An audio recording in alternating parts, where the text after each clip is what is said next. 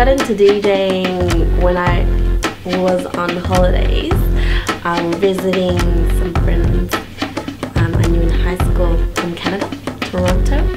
My friend's brother was a DJ, a battle DJ, and you know, everyone asked, oh, can you teach me? So yeah, I did that. And then he tried to teach me, but he's the worst teacher ever.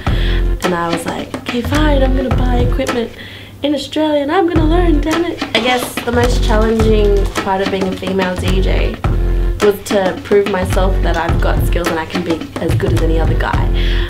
That's for me, I kind of challenged myself that way. I guess the thing that sticks out for me the most is when I was DJing in Sin City and T-Pain happened to be there the night before his gig. He heard me DJing and he was feeling it, the crowd was going nuts, it was crazy.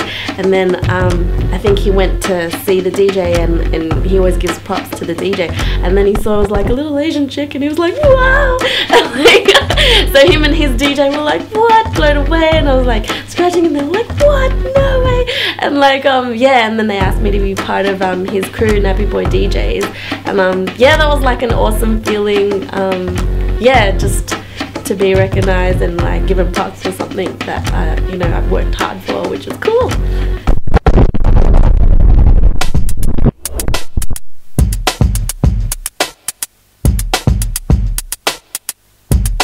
So how did I start DJing? It's a long time ago. I gotta say, probably influenced by my dad's vinyl collection back in the late 70s, early 80s. So I actually started my first, or had my first gig at the age of 10. It was a 21st birthday party and that kind of started it all. Okay, so the moment of time that I would probably remember most in my DJ career, well actually there's two.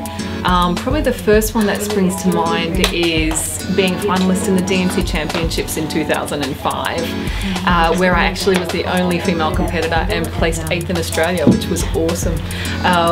And the other very memorable tour was being the first female to play in the Middle East, and that was back in 2005 as well.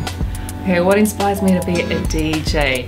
A lot of things. One, holding it down for the ladies, that's up there, but also just music in general. I think kind of, I don't know where I'd be without music, simply put.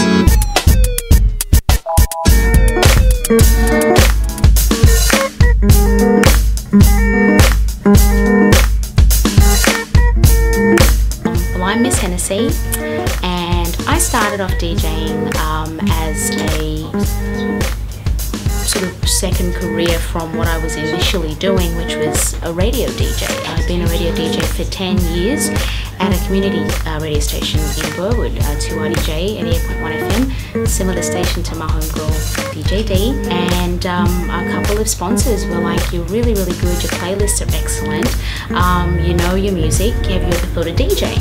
I was like, no, that's not for me, that, you know, the club stuff, that's for like the really big time DJs and all that kind of stuff. But in the back of my mind, I'm like, there's not a lot of female DJs out there, especially here in Australia, and I kept thinking I could do it, but no, my place is behind the radio panel. So I took a punt one night and I was hooked ever since, and it really opened up something else for me. So what inspires me to DJ? A couple of things. DJing for me is always about bringing out the purity of the music, so as to not just educate the listeners or you know, the people that are going to the clubs, but also to really kind of give them a good round of entertainment and education. We have a real duty at hand to play the music that, you know, we believe in, and to also pay respect to the genre that we're representing. I'm proud to represent hip hop. I'm proud as a female in this industry to do what I do, and I hope that, you know, what's inspired me to DJ, other than the music and the people and the artists that, you know, I look up to, I hope that I serve as an inspiration to any young women out there wanting to step behind the decks. It's not just about looking pretty, it's about, you know, knowing your music and knowing your crowd, and also paying respect to what that music means to you. So that's what inspires me to DJ.